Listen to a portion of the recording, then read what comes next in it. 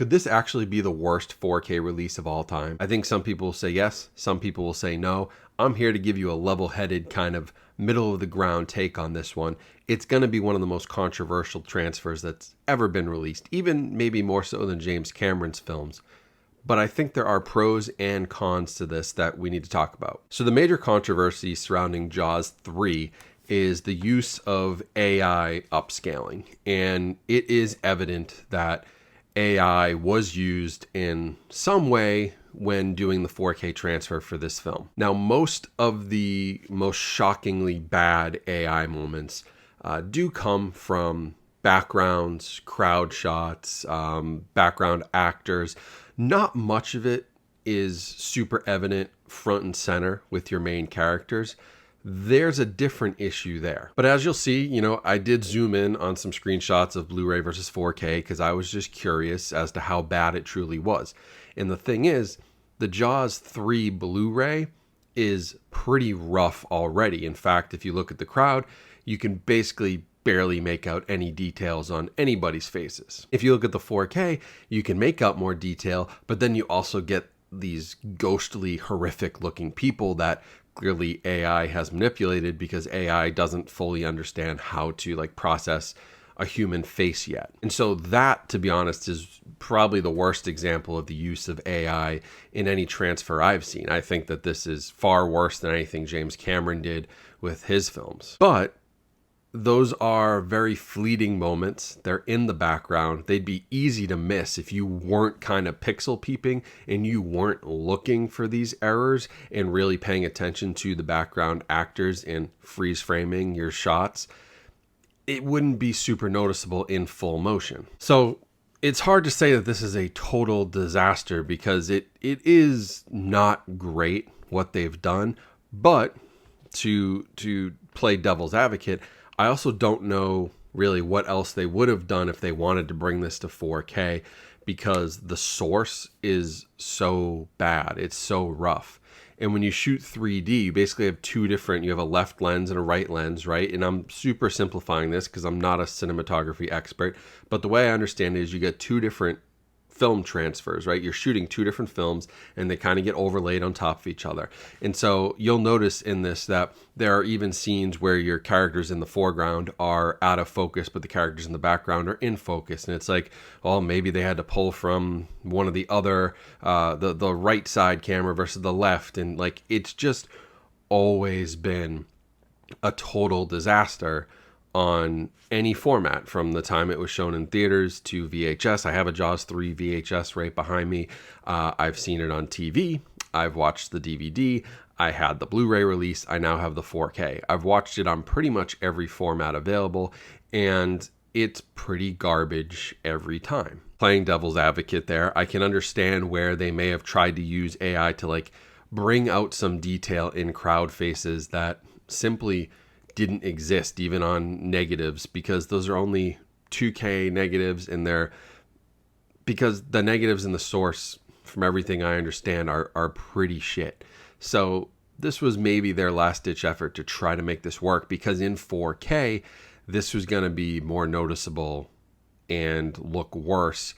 And unfortunately, they used this AI, and I think they probably did even more damage. It would have been better to just have a blurry, out of focus crowd than to put in this AI that didn't know how to create human faces in a lot of cases. There are some scenes that genuinely stood out to me as looking great.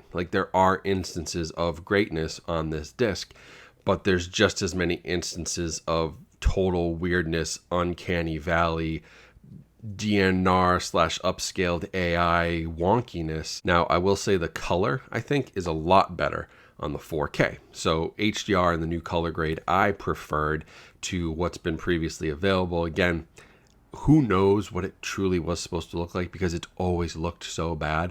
But I thought that this color grade gave it a little extra oomph. So I didn't mind that side of it. They did a good job on the color grade. It's really just that transfer, and whatever software or person they let loose on AI went entirely too far in a lot of areas, which is really too bad. Now, the Steelbook is pretty cool. I like the Jaws 3. We've got the kind of the classic art where the skiers, this is my favorite scene, the whole thing. You get the ski team, water ski team going through the water, the sharks kind of chasing them. It plays on that a little bit. On the back, you've got that scene again, kind of, you get Dennis Quaid here, the swimmers coming out of the water, but take a look really closely at this, if I can get it in focus, because even this looks like AI was used, to be honest. It's just like blank faces and, you know, it just looks off. I don't know if AI was used. Even the front cover, even that front looks a little bit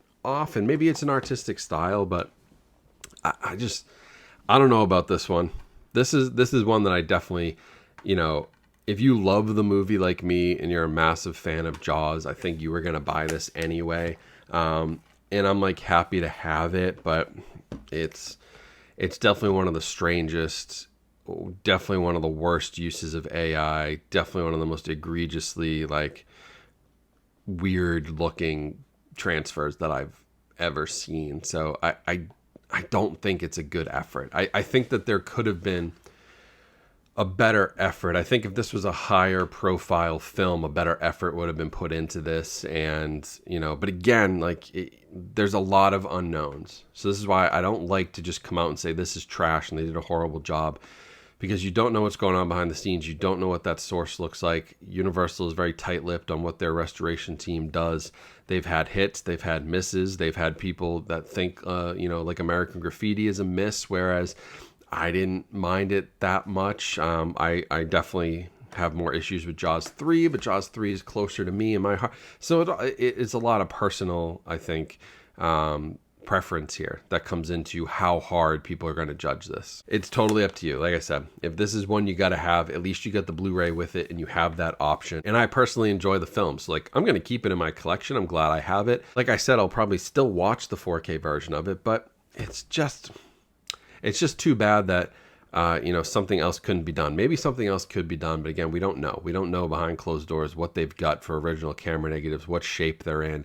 3D, the way that this was shot does a lot to detract from the overall image. It was a gimmicky 3D shoot. It was never meant to look beautiful.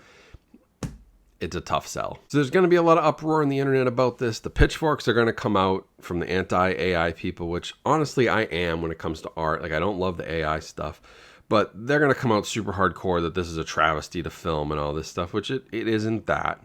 It's a poor effort to try to save a bad movie, a movie that looks bad. And there's going to be people who defend it and say it's perfect and there's nothing wrong with this. And there's the people who hate grain and all this other stuff. And they're going to say this is perfect for me. Taking a balanced approach, giving you the pros and cons, I think is the reality of this. It's 50-50. It's going to shoot down the middle. Great scenes, bad scenes, horrible looking people, decent looking background people.